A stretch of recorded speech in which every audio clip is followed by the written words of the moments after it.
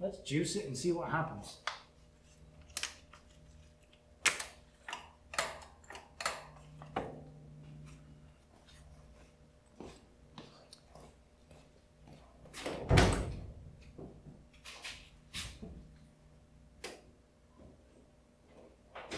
Here we go.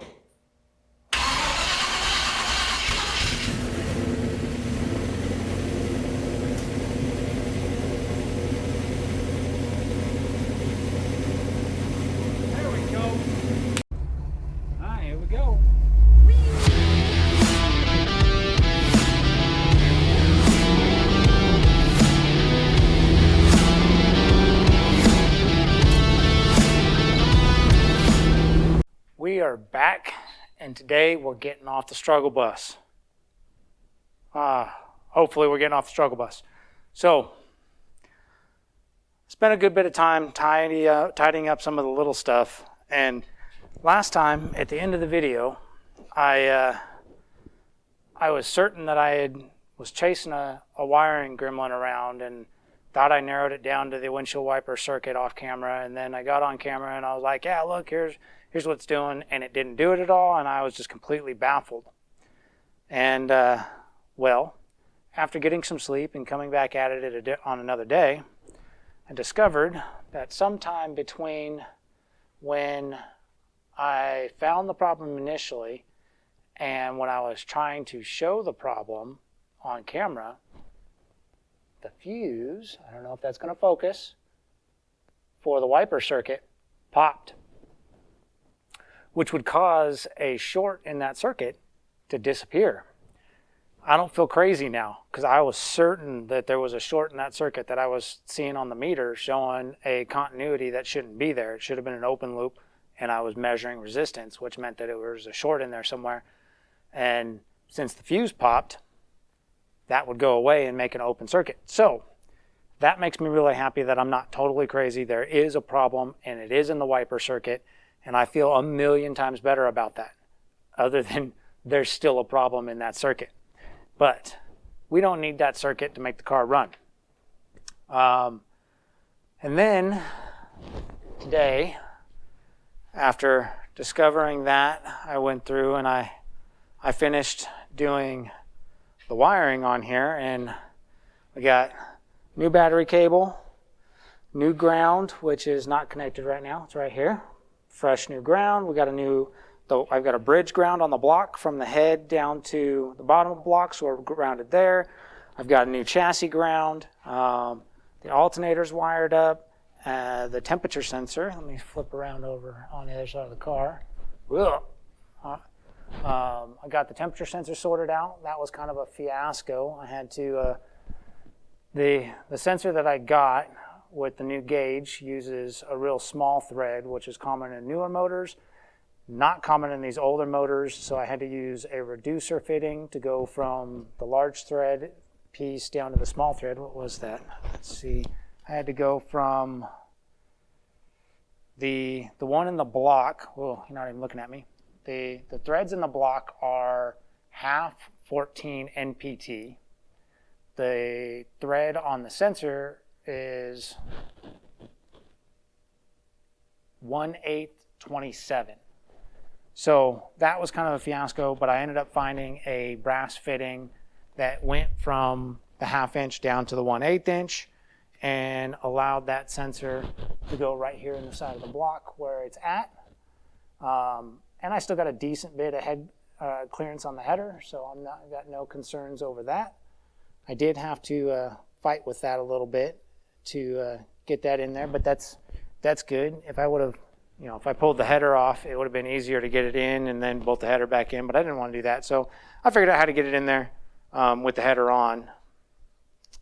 Ignition's wired up, and I checked that circuit already. It's working the way I think it should, other than when I first wired it up, and this is why I currently have the battery disconnected, is when I got the car, I don't know if for anyone who's watched earlier videos, you probably heard me mention that there's some sort of wiring gremlin that even when the ignition's off, there's a minor current draw that was causing heat buildup in the alternator. Well, I think I narrowed that down to the ignition key, because when I got the existing ignition 12-volt ignition wire for the coil, or previously was going to the HEI, I was testing that circuit, making sure I had 12 volts there for my coil, and when I turned the key to the off position, I was still measuring 4 volts. And I was like, what the heck? Why would there be 4 volts? There's no ballast resistor on this. That was gone away with. You don't need that unless you're running an old point system that requires a ballast resistor. This doesn't have a ballast resistor. There's not one in line. Why am I measuring 4 volts when the key is in the off position? There's no power being stored anywhere. So I looked through the wiring again, got under there and looking at the fuse box. That's when I noticed the fuse for the wiper circuit had been popped. And, you know, whew, that was a little bit of a load off, like, oh, I'm not totally crazy on that deal. So we still got a gremlin there to chase. But on the ignition circuit, couldn't find any dead giveaways that there was an issue. So I started playing with the key, the ignition key, and jiggle it back and forth, check the meter, and the 4 volts went away. Play with the key some more and go back to the off position, the 4 volts was back. And so the ignition key is a problem. So we'll have to get a new ignition key or see if I can take that one apart and clean it. Something's going on in the ignition circuit in the key, and it's not actually turning the power all the way off when you go to the off position. So I'm glad I know what that is. That's not a hard fix. At least it shouldn't be. We're starting to narrow down the bugs. So where we're at now is we're ready to try and start this son of a gun. I've got coolant in it. I filled the radiator up. We'll still probably have to burp it. It'll go down a little bit once it starts flowing and pushes some of the air out that's probably trapped in a few places. That's to be expected. But it's got coolant in it. We can start it. It's got oil in it.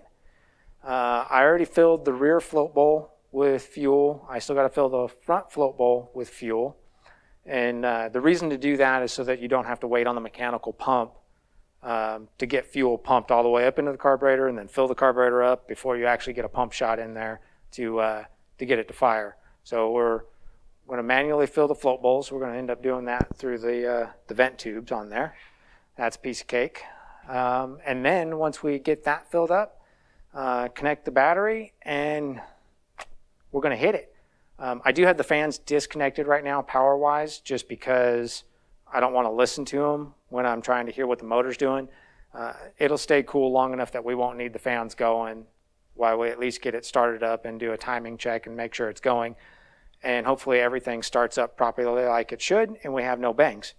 Yeah, so that's the excitement. That's where we're at. I'm going to get the camera set up over here so that it can see what's going on, and we're going to go for it. And, well, you'll find out at the same time that I do whether or not we made a big mistake and something goes bang, or if we have a successful startup and bring this back to life with its new spicier heads and higher compression and what should be a much funner motor making a good bit more power than it was before on those old junky heads. So with that being said, yeah, here we go. Sorry, the sound's probably going to be a little bit different from here out on this video. I switched from a wireless mic setup to a wired mic because I can back the volume out on that and it'll do better. If the car does start, it'll do better about not mutilating the sound so that the audio is usable. But so we got to get the float bowl filled up. What I did is I've got one of these little baby funnels. I put a little slit in it so it would actually fit in here. Just squeeze it right there into the vent tube. And then I'm going to use a proper regulated fuel containment container for distributing fuel.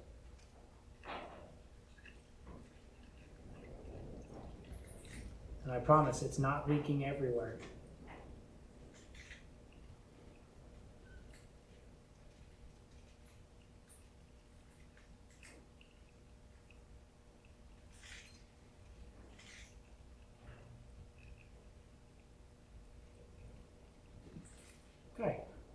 We'll leave just a pinch in there because we'll throw that down the bowl or down the right down the barrel for startup.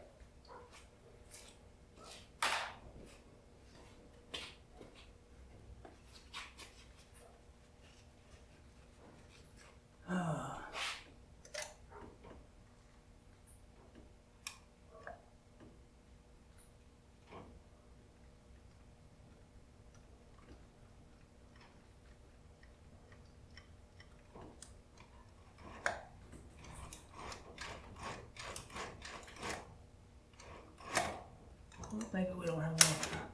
Might not have enough fuel in the bowl for the squirter to go yet, but we should be able to get it started on that. I was trying to see if I could get the squirter to go, but not quite enough there. Battery cable. I do have the charger hooked up on this,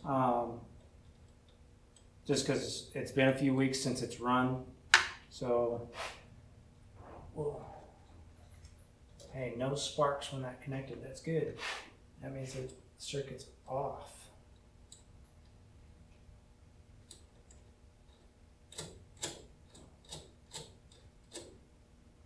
Now, if your battery cable, when you connect or disconnect your battery cable, if you get sparks, that means something is drawing power.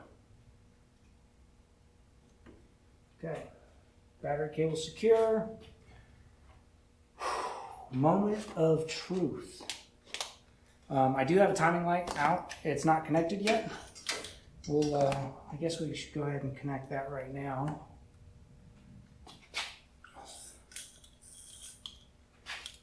Timing light, it's got RPM on it. It is a digital dial back timing light, so we should be able to get the timing dialed in just right towards the plug that way. Okay.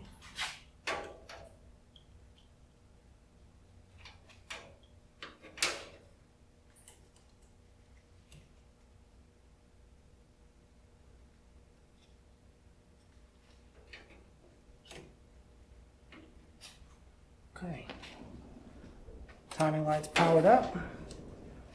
We got timing currently dialed out at 0. Base timing we probably want around 12. So we'll go ahead and put it there.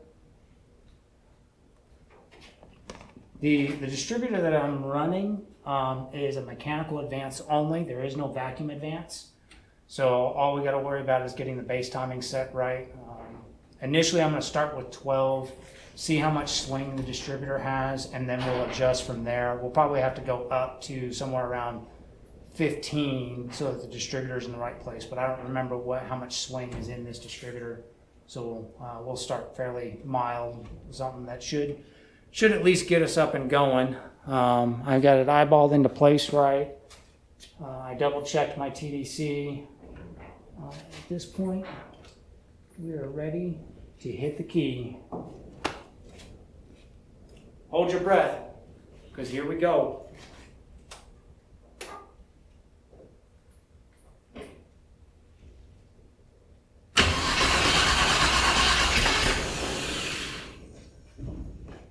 I heard a burble. We're going to give it a little squirt up top, because I should have done that before.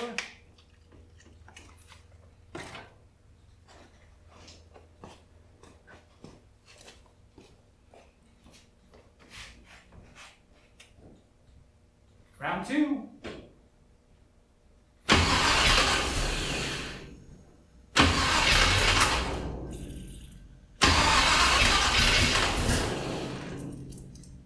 Oh.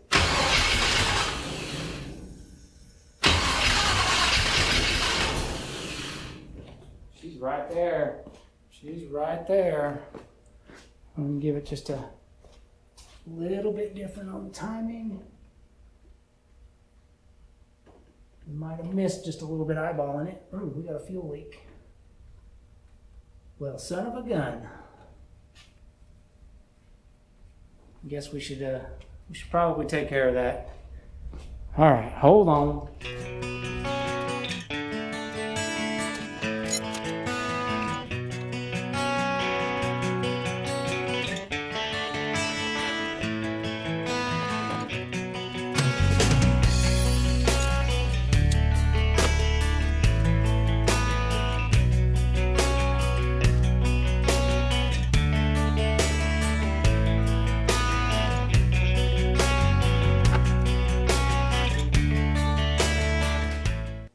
So as you probably just saw, I went ahead and clipped about an inch off the fuel line. I don't know if there was a pinhole in it that was leaking, or if it was this gacked up old hose clamp that just wasn't actually holding good pressure on the hose.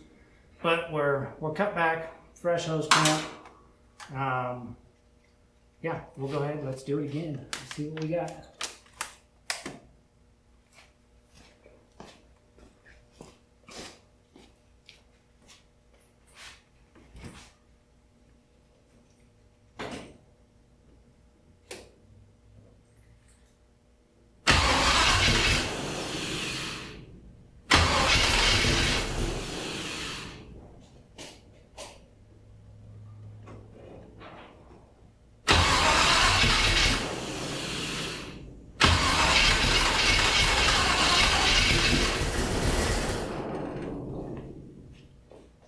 She's being a little bit grumpy.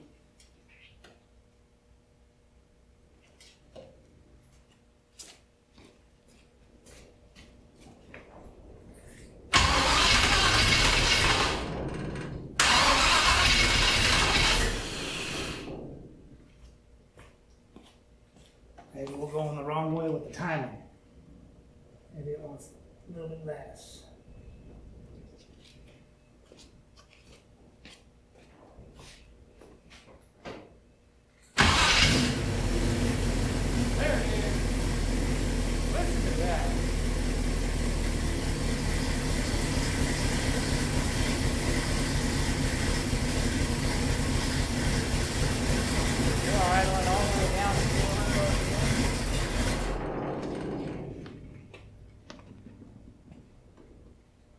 I could live with that. That wasn't too bad.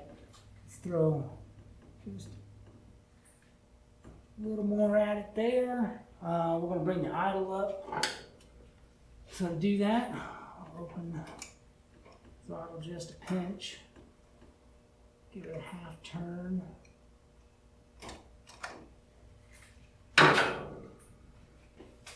That should do it.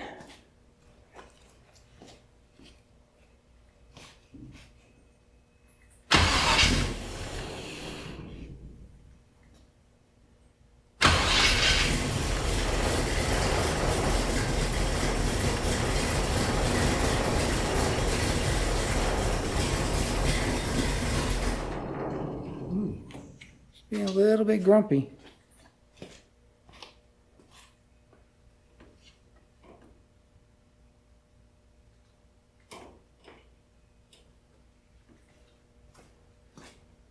We'll get her.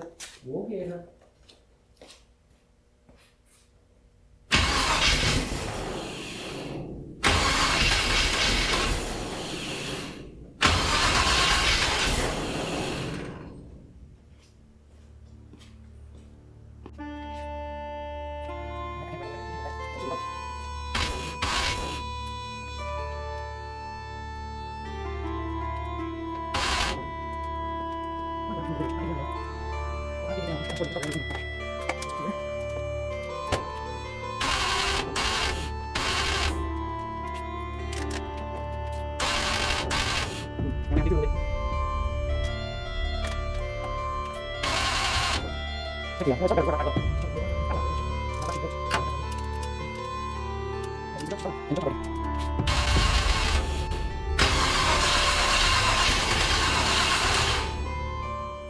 Okay, well, let me troubleshoot the choke a little bit, find out if we're actually getting any power over here to the choke, because that should be closing, and it's not. I guess we should also make sure that I don't have an open vacuum port either. That's good. That's got the PCB on it. Yeah, we don't got any open vacuum ports, so that's good. Yeah, let me check out the choke and then we'll try it again. Well, that wasn't what I was expecting to find. There's 12 volts at the choke, so we are getting proper voltage there when the ignition's on. So what could that be? Got fuel. Man, it definitely sounds like it wants to go, but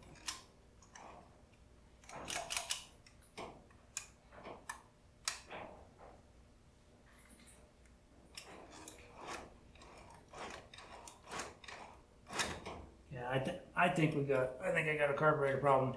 I think the carburetor might be being a little finicky, clogged up port somewhere, maybe in that metering block, because I'm not getting any squirter either. So go ahead and try it one more time, and then we'll pull the carburetor, and if that doesn't give me a happy, at least give us something.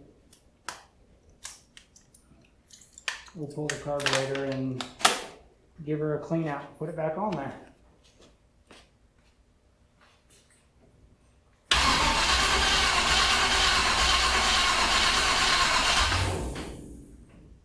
Man, it didn't want to go at all.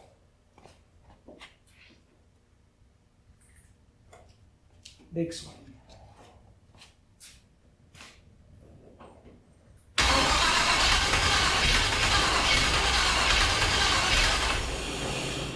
That's weird.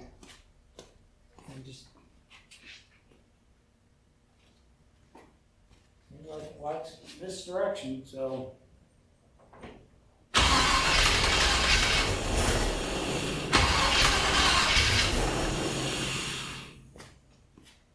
almost there. Maybe it wants more.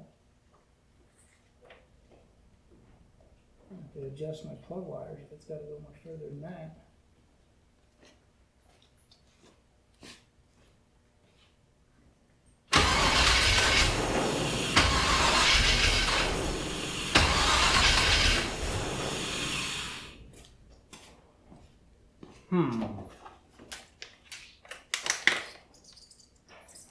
I was just about to fuel the distributor. That would have been perfect.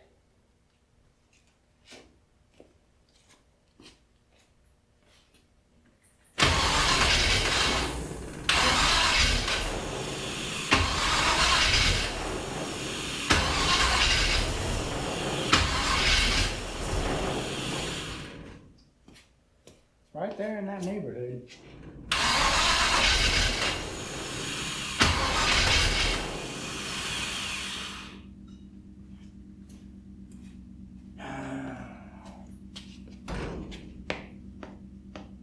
Okay, well,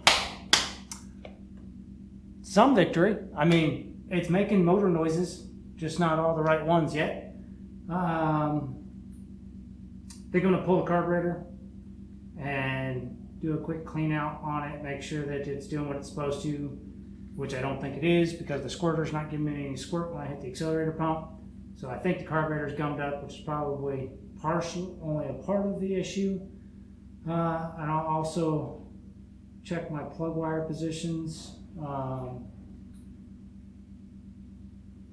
because I feel like this is something is amiss.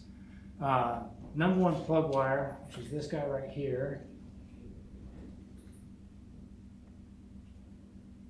No, that's not it. This one is in this position right now. It's right here, which seems like a lot of advance for it to be all the way over here already, and it doesn't want to go. So that seems a little off. I'm going to make some adjustments. See if we can't. I mean, I guess it's not too far off. I guess that plug wire is going to be downed up. I might have to unplug that one and go around. So yeah, let me get the carburetor cleaned out, and I might adjust the way the wires are coming off the distributor a little bit, and we'll give it another go. We'll be back. And the saga continues. So let's recap here. First attempt to start it, we got some good gurgly sounds. Like, yeah, but it was a little bit off. The timing wasn't quite in the right spot. Fuel wasn't quite in the right spot. Idle wasn't quite in the right spot. Whatever the case, it was the right kind of sounds. And then, as you saw, I proceeded to tweak and tweak and tweak a little bit here, a little bit there, and the situation was deteriorating. It wasn't getting better. So I was like, okay, timing seems like it's way beyond where it should be. And I noticed the squirter wasn't squirting, so we're where we're at now, and I started pulling the carburetor. Now at this point, I've got the carburetor unbolted. See if I can stand this up right here. Hang on, guys, hang on. And, oh, loosen, sorry. I should have adjusted this first. All right, there we go.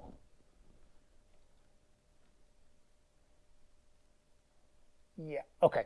So what I wasn't doing when I was trying to start it, I was mainly staying where I could see this side of stuff. Wasn't actually coming around looking at the other side. And I come around to the other side and I notice there's a puddle right here. I don't know if you can see it on camera, but I'm sure you can't smell it on camera. That puddle is gasoline. And that is a very strange place to have a gasoline puddle. There's no fuel inlets there. The float bowl doesn't look to be leaking. Whatever the case. So there's something weird going on there. I don't know if it's something rather. And so I proceeded to unbolt it because we're going to pull it off. I'm going to clean it out. Something's clearly not doing what it's supposed to. And when I got there, I unbolted it. And as you can see, I haven't disconnected the fuel line yet. So I haven't made a mess with the fuel that's in the fuel line. And so, but I did lift the carburetor up, and holy crap, look at that. Look at how much fuel. It's saturated under here. Saturated. Everything is soaked in fuel. So what that tells me, we probably have a stuck float. Had I not already unbolted it to commit to pulling it apart because of the squirter, I would go, and that would probably fix our float problem. But like I said, the squirter's also not doing what it should. So we're going to go ahead and pull it off here, clean it up, and we'll put it back on and give it a go again. Anyways, back shortly. I'm not going to video tearing the carburetor apart unless I find something completely absurd and crazy. If you want to know more about rebuilding Holley carburetors, there's probably a gazillion videos out there on people who know how to do it way better than I do and know how to explain it way better than I do. So look up one of those videos. Otherwise, yeah, we'll be back shortly after I get this cleaned up, and we'll give it another go. It's back in. We've went through and, oh, I didn't put the fuel line on. Well, long story short, I can't guarantee that the problem is resolved. However, I did clean a whole lot of nasty. I cleaned a whole lot of nasty out of this carburetor, and it's my own fault. It was clearly evident that when I put this carburetor on the shelf, that I did not do any preventative or storage maintenance on it. I.e., I probably put it on the shelf with fuel still in it, which resulted in it being super nasty. I mean, float bowls were all full of all kinds of junk. The float needles were sticking. The squirter needle was sticking. Every port in the carburetor was probably clogged up. So we went through, cleaned it all out with brake clean, went through everything, made sure everything breathes out the way I'm fairly certain it should. Cleaned out the ports on the accelerator pump, the metering block, all that good stuff. And we got it back on here. It's bolted up. It opens and closes like it should, and hey, look at that. The choke flap is closed like it should be. It should have been an indicator earlier when it was sticking open that something was amiss.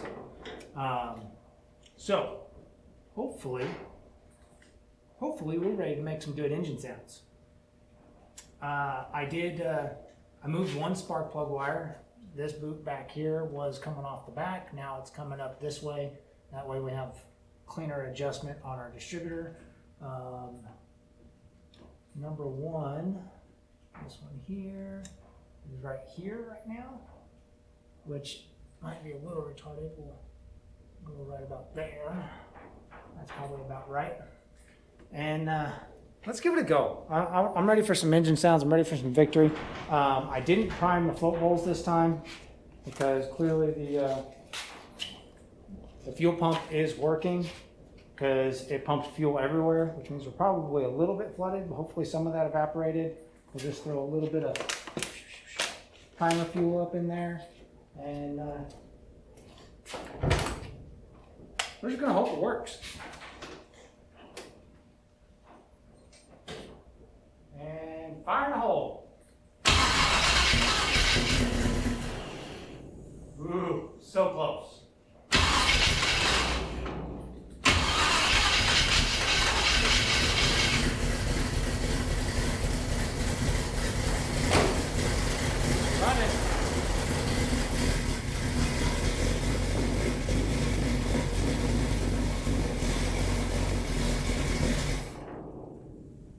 Well, that was more than we got before.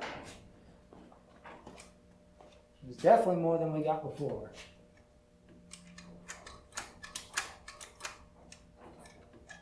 Still not getting any accelerator pump. That's kind of annoying. That might be a different problem. Give it just a little bit more idle.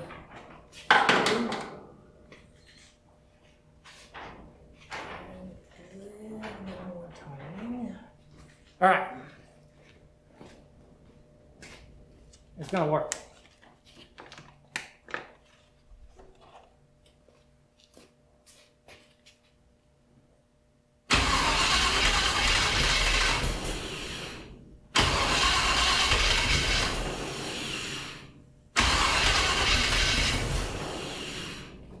Ooh.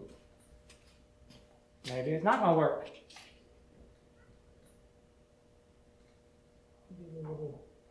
A little bit less time and see what that does.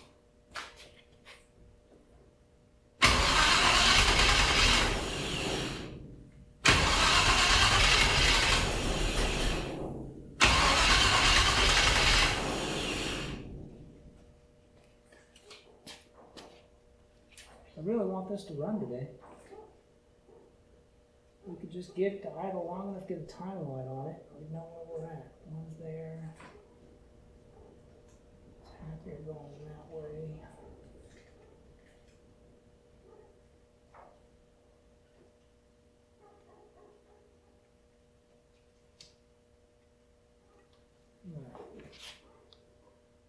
Hopefully, I'm gonna grab a flashlight. We're gonna look down the barrel. See if we're dumping fuel excessively inside again.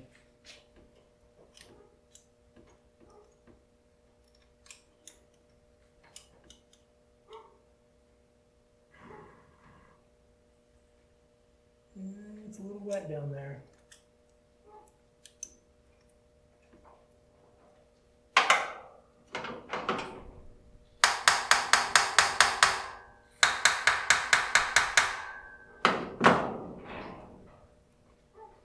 All right.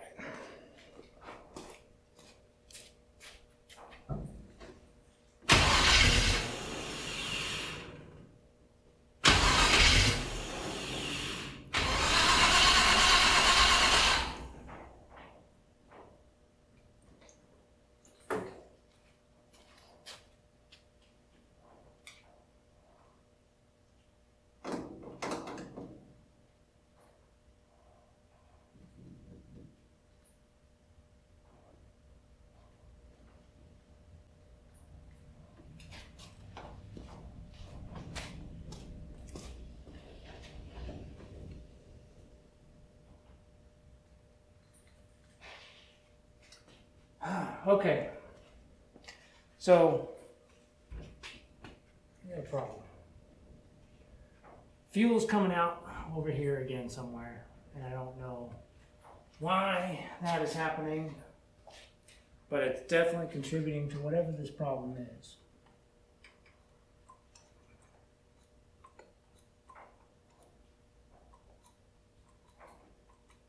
Well, you know what?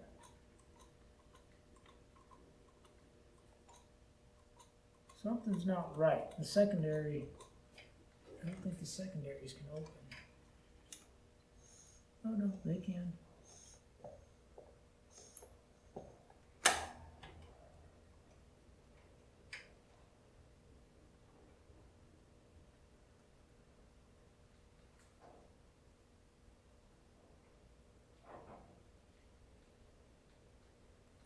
Okay. Gonna have to audible. You can try throwing that Edelbrock back on here. Throttle linkage won't hook up, but it was running before. Clearly this haul has got issues I gotta resolve. So let's make sure everything's turned off and we'll swap carburetors.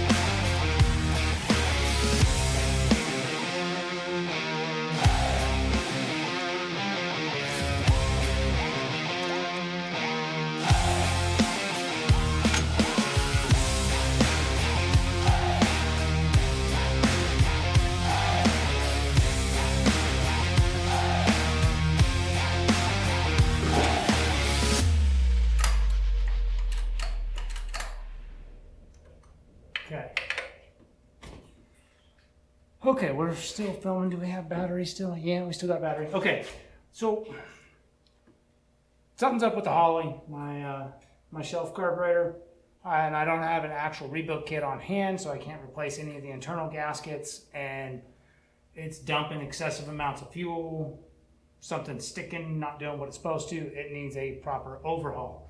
Again, victim of my own doing, because I probably put it on the shelf with fuel in it and let it sit and didn't sort properly. This is the Attribution AVS2 that was on this motor before we took it all apart and was up and running just a couple weeks ago. The throttle linkage assembly that I have will not work with the Carter style carburetors such as this Attribution. So that's gonna definitely prevent us from being able to drive at all, but we should still be able to hear it run. Let me grab some sort of, it kind of wants to close on its own. That's probably enough. So that's swapped on there. Let's juice it and see what happens.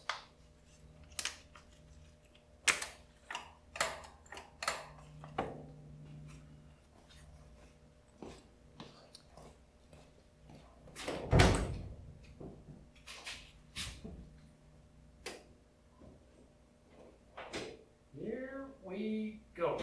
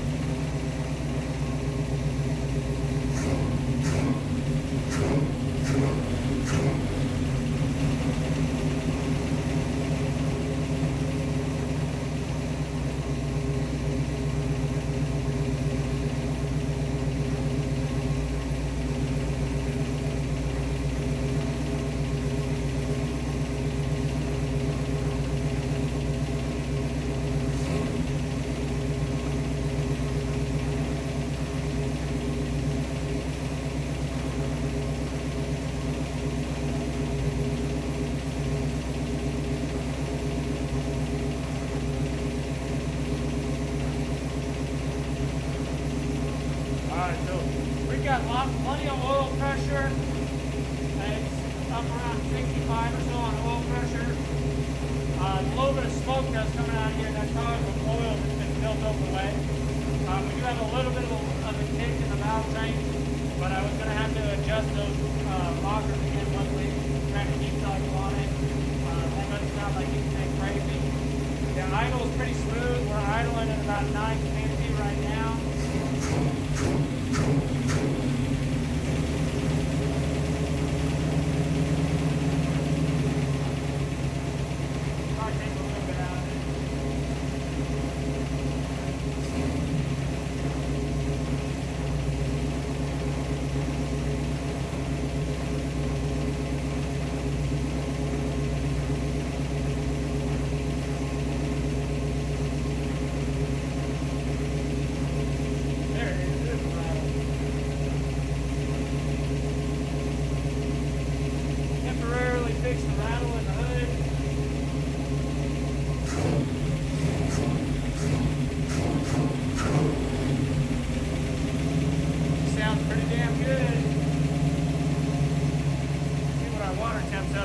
Might have to turn our fans on.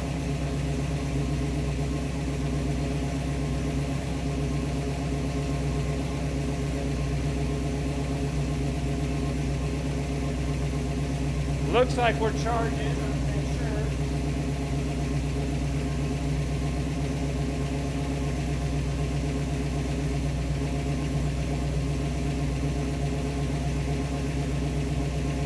Got no geysers underneath.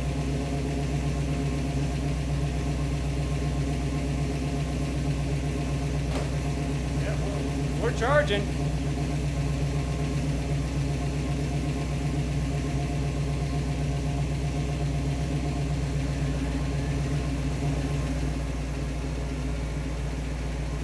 Fans are on.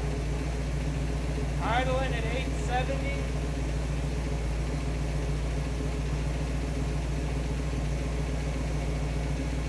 We're not blowing any smoke.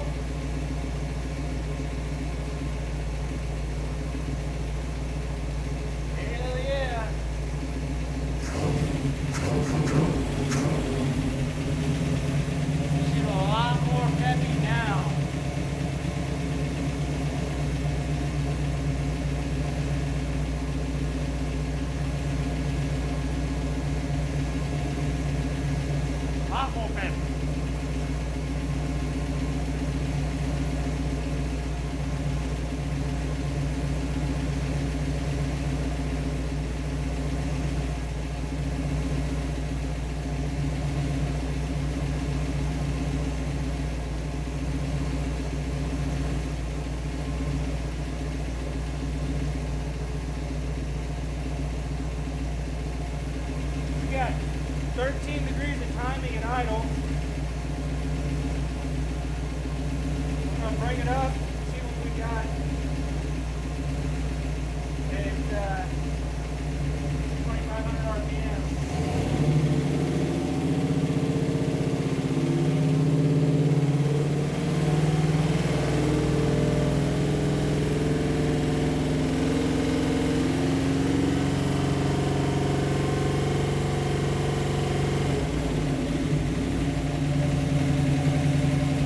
All in, we're at about 34, 35 degrees all in.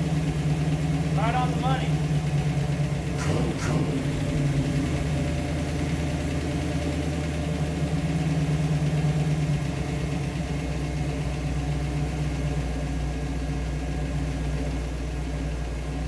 All right, we're going to go ahead and shut her down.